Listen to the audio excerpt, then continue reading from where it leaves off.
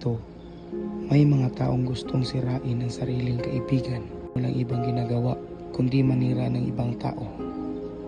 Pumunta siya sa kanyang kaibigan at naghahanap ng tamang tiyempo para sirain ang kaibigan. Ginawa na niya ang malagim na plano. Nanghiram siya ng cellphone ng kanyang kaibigan at pumunta ito sa banyo.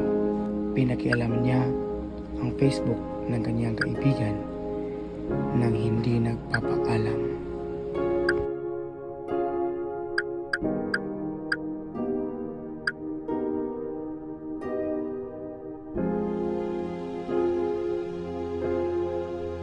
Linagyan na ito ng caption na love.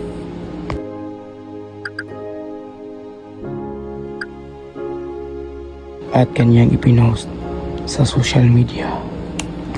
Pagkatapos ng malagim na plano, bumalik siya at isinauli ang cellphone ng kanyang kaibigan.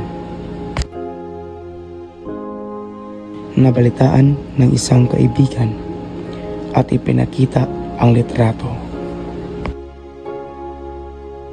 Nagalit siya at hindi na alam ang gagawin dahil marami nang nakakakita. Think before you click. Safety and privacy.